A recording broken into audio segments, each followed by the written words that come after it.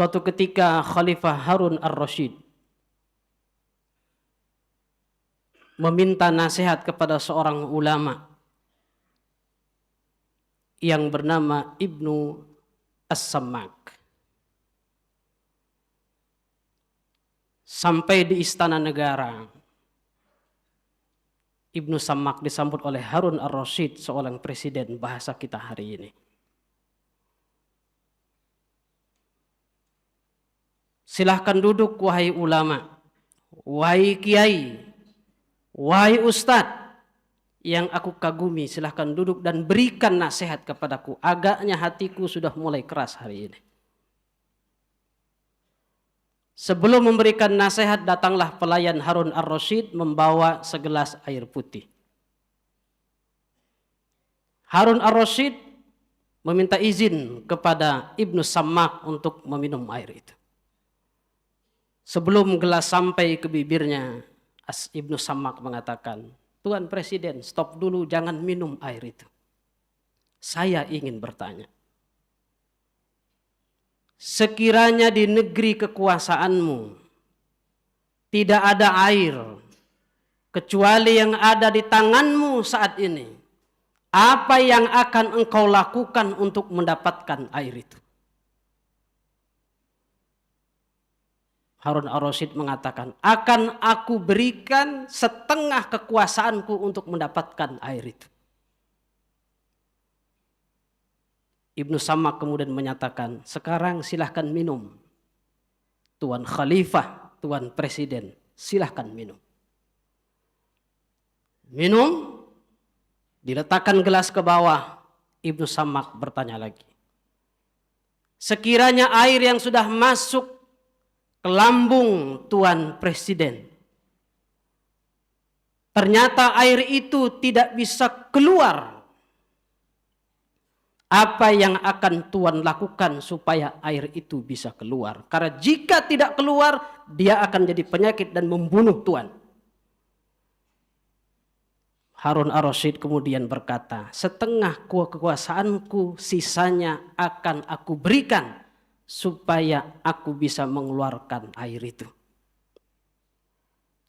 Ibnu Sammak sambil tersenyum kemudian mengatakan, begitulah Tuan Khalifah, Tuan Presiden.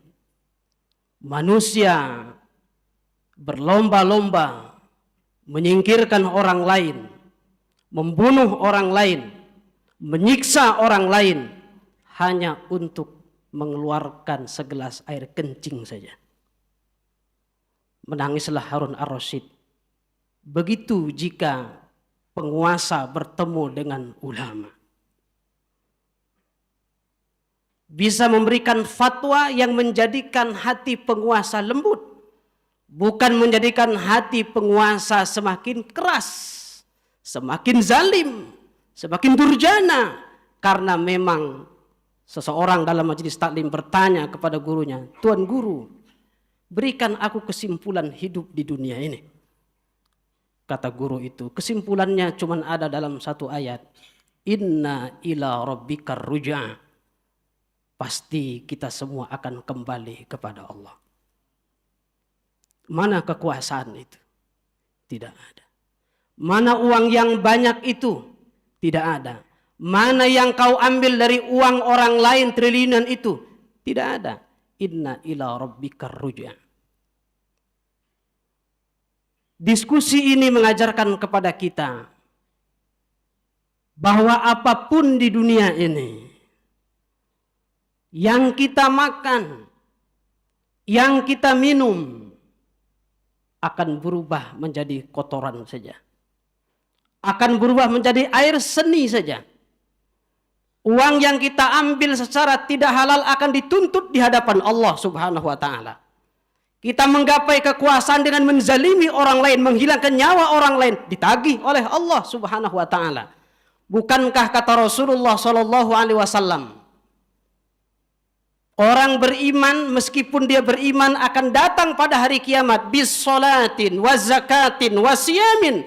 Dia akan membawa pahala zakat, pahala puasa, pahala salat. Tapi kata Rasulullah, wa syatama hadza, dia pernah di dunia ini menghina orang ini. Wa akala mala hadza, dia pernah mengambil harta orang lain dengan cara yang zalim.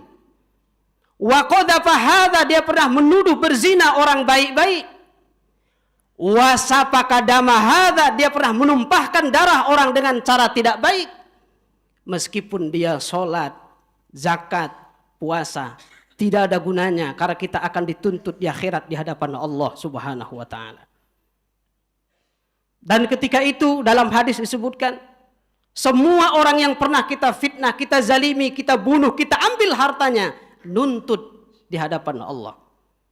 Maka orang yang bawa pahala sholat, pahala zakat, pahala puasa, kebaikannya dibagikan kepada mereka. Habis yang nuntut masih banyak.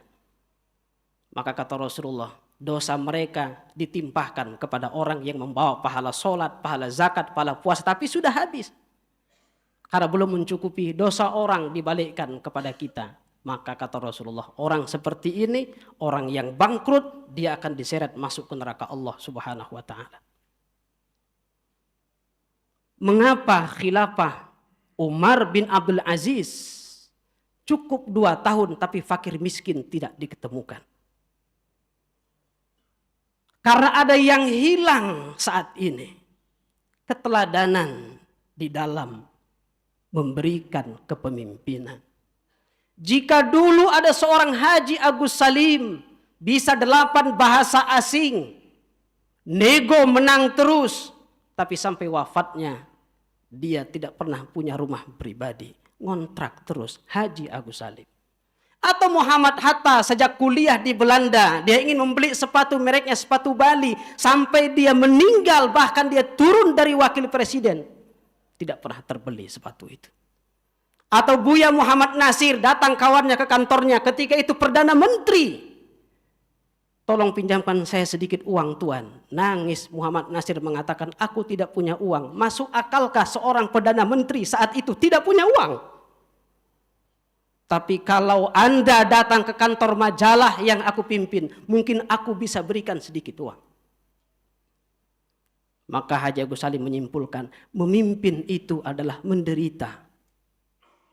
Bukan foya-foya, bukan mengumpulkan harta, bila perlu hartamu adalah hartaku. Dan jika kau menghalangi maksudmu, kubunuh pun jadi. Padahal inna ila rabbika ruj'a, kita akan kembali kepada Allah Subhanahu wa ta'ala. Jamaah yang dimuliakan Allah Subhanahu wa ta'ala. Di mana Fir'aun hari ini? Selesai. Qarun hari ini? Selesai. Namrud hari ini? Selesai. Bukankah mereka ditakuti saat itu di zamannya? Ya. Tapi inna ila rabbika ruj'ah. Itulah kesimpulan hidup kita. Dan itu Allah ajarkan dan ayatnya kita baca.